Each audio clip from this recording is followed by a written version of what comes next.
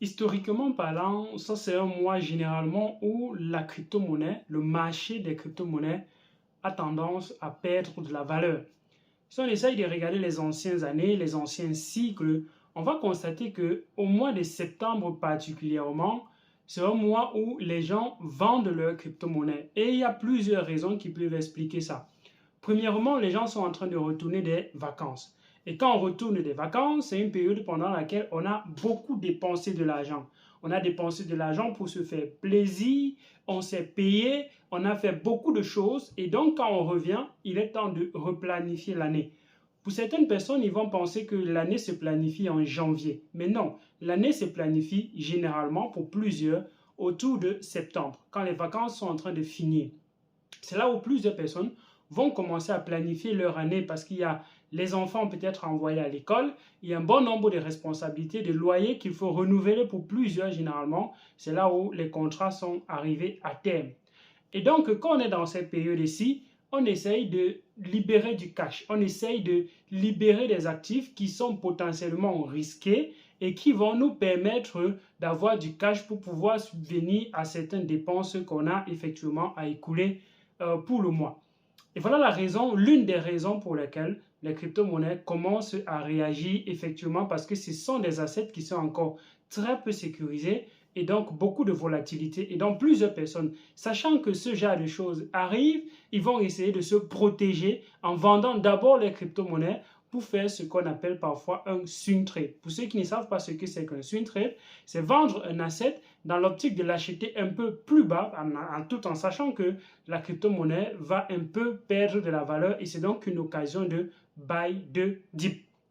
Et donc, ce qu'il faut observer aussi généralement, c'est qu'il y a un événement qui est arrivé en mai de cette année qui est le halving. Et le halving, quand on essaye de regarder les périodes post-halving, on se rend compte qu'en septembre, effectivement, le marché perd de la valeur et c'est un élément qui est déclencheur du prochain bull run.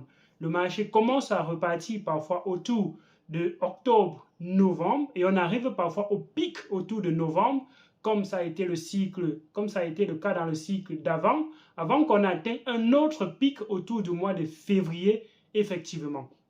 Et donc, pour quelqu'un qui sait ça, il va donc se préparer et se dire, ok, c'est le moment donné de peut-être laisser mon portefeuille sans le toucher ou bien le réajuster. Ça, c'était avant, bien évidemment, septembre. Ce n'est pas en septembre qu'on réajuste son portefeuille. C'est avant septembre qu'on réajuste son portefeuille. On essaye de regarder encore les crypto-monnaies qu'on a dans son portefeuille et on se dit, qu'est-ce qu'on doit effectivement utiliser pour maximiser pour ceux qui ont des capitaux. Il y a certaines personnes qui sont peut-être des bailleurs et comme ils sont des bailleurs, ils ont donc un gros flot d'argent qui va arriver de ces personnes qui ont vendu les crypto-monnaies et c'est eux le moment où ils auront de l'argent.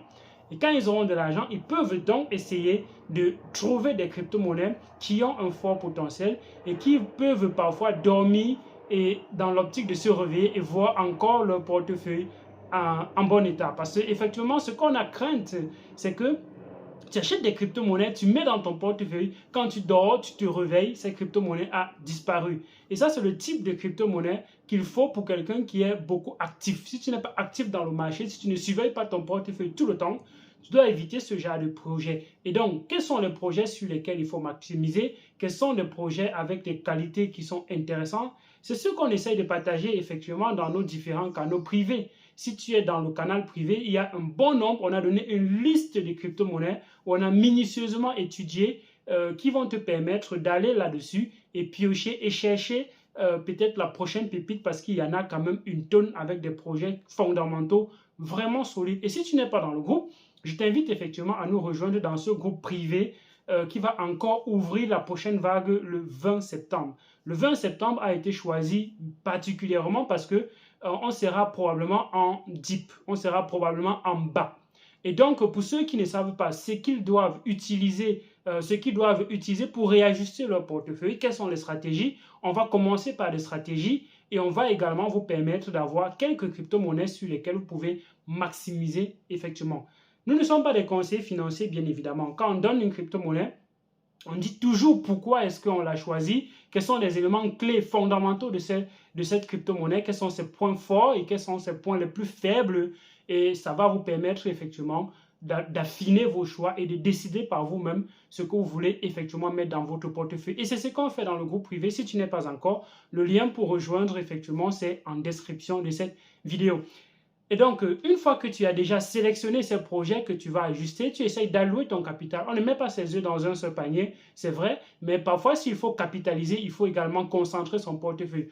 Plus tu vas éparpiller ton portefeuille, plus tu vas avoir des crypto-monnaies à surveiller. Et quand tu as beaucoup de crypto-monnaies à surveiller, tu peux effectivement rater le train parce qu'il faudrait réajuster de temps en temps. Et si tu n'as pas cette capacité de réajuster ton portefeuille constamment, c'est mieux de concentrer ton portefeuille sur quelques crypto-monnaies effectivement. Donc, si tu recherches s'il faut trader sur les plateformes centralisées ou bien les plateformes décentralisées, si tu es un trader, je te conseille effectivement les plateformes centralisées parce que ça va te permettre d'économiser beaucoup de frais. Et surtout si tu es encore sur une plateforme où il y a un token de la plateforme qui va te permettre de réduire les frais encore. Parce que quand tu arrives déjà sur les exchanges, c'est déjà moins cher. Mais en plus, si tu as le token de la plateforme de l'exchange, ça peut te permettre de réduire encore. Et un exchange qui va dans ce sens, effectivement, c'est Coinex. Coinex te permet aujourd'hui d'avoir une interface de trading qui est assez simple. Ils ne sont pas aussi stricts que Binance avec les Know Your Customer et tout, parce que Binance est en train de subir beaucoup de régulations. Et donc, c'est comme ça ouvert à d'autres exchanges qui vont être des endroits qui vont accueillir beaucoup plus de projets qui sont encore dans le tout début. Binance, quand un projet se lance sur Binance, c'est déjà soit beaucoup avancé avec une très forte communauté, soit c'est un projet qui a déjà quand même beaucoup de capitaux parce que les critères de listing sur les exchanges centralisés, c'est parfois extrêmement cher de lister sur les grands exchanges. Et donc, certains projets vont commencer sur des petits exchanges. Et quand ils commencent sur des petits exchanges, ça te permet de trouver quelque chose qui est encore dans ses débuts. Et comme c'est encore dans ses débuts, ça peut te permettre effectivement de trouver quelque chose un peu tôt. Voilà pourquoi je vais te recommander effectivement Coinex qui est en train de s'exposer, qui est en train de grandir, avec le blockchain qu'ils sont en train de créer, avec un exchange qui est encore dans ses tout débuts, avec un mécanisme de buyback qui est assez solide, où ils vont acheter les crypto-monnaies à chaque fois qu'il y a des transactions, et ils vont brûler chaque semaine. Ce n'est pas comme Binance qui brûle après trimestre.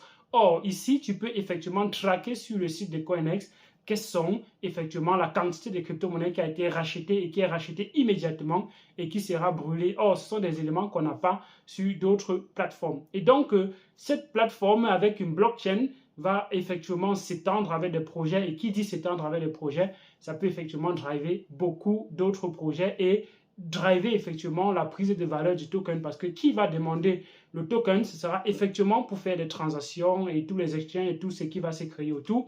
Donc c'est encore un projet qui est dans le tout début et je mets cela effectivement dans votre radar. Je vais faire une vidéo pour vous expliquer comment ça marche, quels sont les points forts de Coinex.